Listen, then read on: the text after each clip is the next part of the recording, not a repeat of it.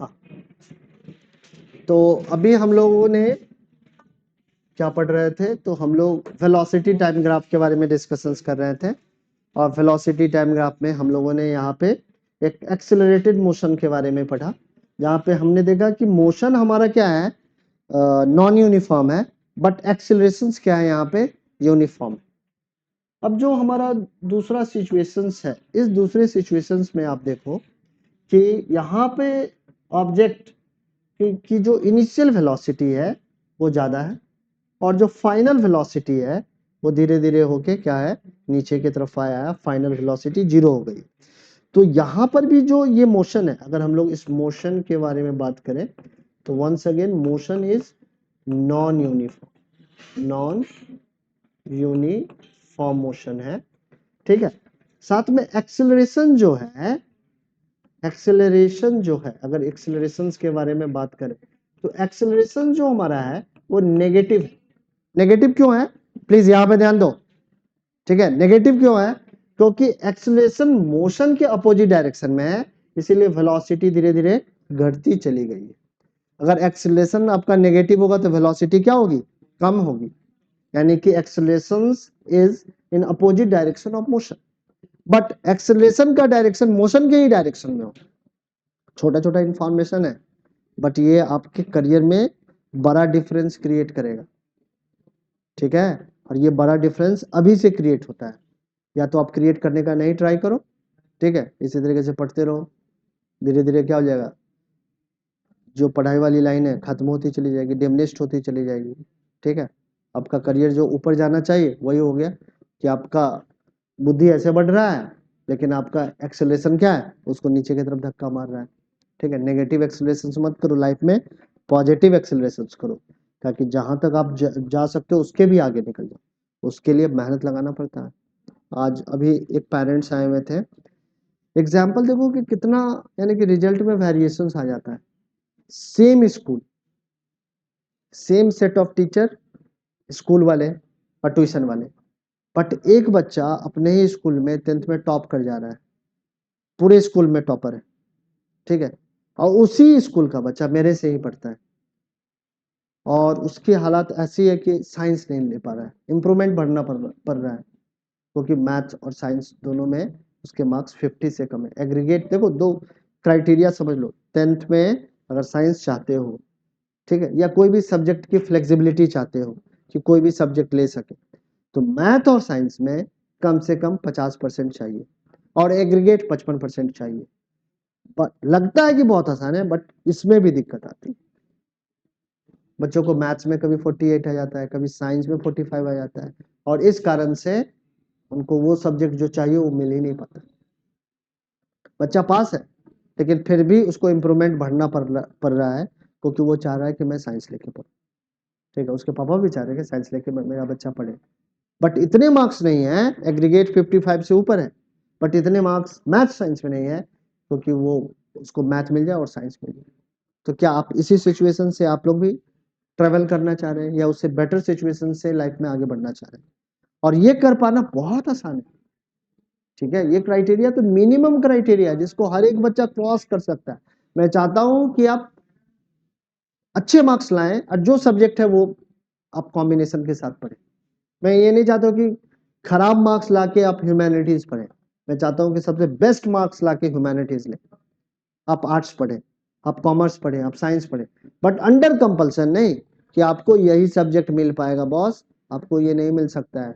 आप defeated feel नहीं करेंगे कि मेरे को तो साइंस मिल ही नहीं सकता था, तो जो मिल रहा था वही तो मिलेगा। आप 90 लाके आर्ट्स ले लो, कोई ग्रीवांस है, कोई आपको चैलेंज कर सकता है? आप कह सकते हो कि मेरे को कॉमर्स भी मिल सकता था, मेरे को साइंस भी मिल सकता था, और मैंने ह्यूमैनिटीज ली है since I have interest in that subject. ये बेस्ट वे है। इंस्टेड ऑफ दैट 33% स्कोर करो, ह्यूमैनिटीज मिल जाएगा अपने आप। हमेशा ही तुमको लोग बताएंगे कि तुमको ह्यूमैनिटीज इसलिए मिला है क्योंकि मार्क्स ही आपको इतने आए थे, आप दूसरा सब्जेक्ट ले ही नहीं सकते थे, इसलिए आपको ये सब्जेक्ट मिला। आप डिफीटेड फील करेंगे कि विनर फील करेंगे? सेम ही सिचुएशन है, ह्यूमैनिटीज अभी भी पढ़ रहे हो, और ऐसे ऐसे बच्चे मिला दूंगा 90 स्कोर करके, वो ह्यूमैनिटीज पढ़ रहे हैं और बहुत अच्छा भी कर रहे हैं। 33 वाला ह्यूमैनिटीज लेके भी सफर करता रहता है, फेल करता रहता है। क्योंकि एटीट्यूड में प्रॉब्लम है, सब्जेक्ट में प्रॉब्लम नहीं होता है। ऐसा नहीं है कि 33 करने वाला ह्यूमैनिटीज लेगा तो 90 आ जाएगा। अरे 90 लाने के लिए पढ़ना पड़ेगा, कोई भी सब्जेक्ट हो, ठीक है। सो पढ़ने की आदत डालो, थोड़ा सा डालो, हल्के से स्टार्ट कर लो, बट कुछ ना कुछ करो, डंप मत बैठो। मेरा कहना है कि डंप मत करो अपने आप। होता है ना, कुछ नहीं सीख रहे हैं, 2 साल से सीखने का प्रोसेस ही स्टॉप कर दिया, क्या कर रहे हैं, तो सिर्फ इधर उधर में टाइम बर्बाद कर रहे हैं। खेलो, मन लगा के, ऐसे खेलो कि खेल में भी पॉसिबिलिटीज को जगा के रखो। अगर भगवान ने अच्छा गला दिया है तो गाने गाओ, और अच्छे तरीके से गाने का क्लासिकल ट्रेनिंग ले लो, कोई दिक्कत नहीं है। पढ़ाई भी पैरेलली करो, क्लासिकल ट्रेनिंग रखो, और उस पॉसिबिलिटीज को भी जगा के रखो कि लाइफ में हो सकता है कि आपको एहसास हो जाए कि मैं अच्छा गाना गा सकता हूँ। एक्टिंग आती है, उसकी भी पॉसिबिलिटी जगा के रखो। नुक्कड़ नाटक में पार्टिसिपेट करो, स्कूल के प्ले में पार्टिसिपेट करो, ठीक है ना। तो जो भी एबिलिटी है उसके साथ अपने आप को जस्टिफाई करना है, साथ में पढ़ाई करते रहनी है। एक्टर भी पढ़े लिखे होते हैं, स्पोर्ट्स पर्सन भी पढ़े लिखे, पढ़ाई तो एक कॉमन है। और कहीं कुछ नहीं होगा तो पढ़ाई तो है जिसके सारे आप आगे निकल जाओगे। बट पढ़ाई भी छोड़ दिया, खेल भी छोड़ रखा, कुछ नहीं, पूछेंगे क्या लाइफ में कैसे आगे सेटल करोगे अपने आप को, तो कोई स्कोप नहीं है, कुछ कर ही नहीं रहा, कुछ तो करो, एक्स्ट्रा करो, कुछ ये बता सको कि हाँ ये कर रहे हैं जिसमें हो सकता है कि सर मैं आगे बढ़ सकूं। तो उस डायरेक्शन में अब सोचना 9th के लेवल पे थोड़ा थोड़ा जरूरी है, खेलना कूदना, और थोड़ा सा टाइम अपने लिए रखना, जहाँ पे अपने आप को क्या करें, आगे ले जा सके। क्रिएटिविटी, अब पेंटिंग करते तो पेंटिंग करो, अभी तो है समर वेकेशन। आप डांस सीखना चाहते हो डांस सीखो, पढ़ाई भी कर रहे हैं डांस भी सीख रहे हैं आधा एक घंटा, क्या उसमें दिक्कत है, कोई दिक्कत है क्या। क्लासिकल डांसिंग से स्टार्ट कर लो, ताकि सारे डांसिंग को आपको समझने में, सीखने में, उसके डांसिंग की भी हिस्ट्री को पढ़ो, कितने मोड ऑफ डांस होते हैं, क्या है, कैसे है, क्या क्या करियर ऑप्शंस हैं डांस में, देखो, ठीक है। तो इस तरीके से अगर हर एक दिन पॉजिटिव होके, क्रिएटिव होके पढ़ा जाए, काम किया जाए, तो कभी भी फेलियर हाथ नहीं लगेगा। बट ये सारी चीजें भूल के सिर्फ और सिर्फ इसी तरीके से चल रहा है, दिक्कत हो जाएगी। ऐसे नहीं करो, दिक्कत होगी, सफर खुद ही करोगे, ठीक है। तो देखो यहाँ पे एक ऑब्जेक्ट की इनिशियल वेलोसिटी क्या थी, ज्यादा है, और फाइनल वेलोसिटी क्या है, कम है। सो इस सिचुएशंस में आप कह सकते हैं कि एक्सेलरेशन क्या है, नेगेटिव है। इसका मतलब ये है कि मोशन के अपोजिट डायरेक्शंस में लग रहा है। यहाँ पे जो नेगेटिव एक्सेलरेशन है वो यूनिफॉर्म है, नेगेटिव एक्सेलरेशन पे क्या है, यूनिफॉर्म है, ठीक है। तो मोशन नॉन यूनिफॉर्म है, बट एक्सेलरेशन क्या यूनिफॉर्म है और नेगेटिव, ठीक। बट इस वाले सिचुएशंस में यहां पर मोशन हमारा नॉन यूनिफॉर्म है, मोशन कैसा है, नॉन यूनिफॉर्म है, नॉन यूनिफॉर्म है। और एक्सेलरेशन भी कैसा है, हाँ, तो एक्सेलरेशन भी हमारा नॉन यूनिफॉर्म है, एक्सेलरेशन भी सेम ऊपर जैसे लिख दिया है वही नॉन यूनिफॉर्म है, ठीक है। एक्सेलरेशन कभी यानी कि इक्वल टाइम इंटरवल में चेंज इन वेलोसिटी के कभी ज्यादा है कभी कम है, इसलिए नॉन यूनिफॉर्म एक्सेलरेशन। अब क्या है, यहां तक हमने ग्राफिकल रिप्रेजेंटेशंस के बारे में पढ़ लिया है, और नेक्स्ट जो टॉपिक है हमारा ये है इक्वेशन ऑफ मोशन, ठीक है, इक्वेशन ऑफ मोशन। अब यहाँ पे कुछ इक्वेशंस मैंने लिखे हैं, और इस मैथमेटिकल इक्वेशंस के हेल्प से आप मोशन को रिप्रेजेंट कर सकते हैं, और ये आपको न्यूमेरिकल सॉल्व करने में भी हेल्प करने वाला है, ठीक है, समझ में आई बात है। तो इस जो ये मोशन इक्वेशंस है इसके बारे में हम लोग समझने वाले हैं कि मोशन इक्वेशन किस तरीके से बना है और किस तरीके से इसको यूज कर सकते हैं, ठीक है। इसमें खूब सारे न्यूमेरिकल भी हम लोगों को अपने एनसीईआरटी बुक में करने हैं, पहले समझ लेते फिर लिखना अच्छे तरीके से। ये होगा तो प्रेजेंटेशन में शेयर कर दूंगा, आप लोग पहले समझ लो कि ये मोशन इक्वेशन कैसे बनाए गए हैं, इसका क्या डेरिवेशन है, किस तरीके से आए हैं, ये जस्टिफाइड है या नहीं, ये जो रिलेशन लिखा हुआ है ये जस्टिफाइड है भी या नहीं। तो यहाँ पे जितने भी सिंबल्स हैं इसके बारे में पहले मैं थोड़ा सा डिस्क्रिप्शन देता हूँ। तो पहला यहाँ पे देख रहे हो कि u है, और u हमेशा ही इनिशियल वेलोसिटी को क्या करता है, रिप्रेजेंट करता है हमेशा। u कहीं पे देखो तो u का मतलब है initial velocity of the object. यहाँ पे श्री, यहाँ पे ध्यान देना है, तो पिटाई खाओगे। ये फोकस आपका कमजोर है, इसीलिए रिजल्ट में गिरावट है।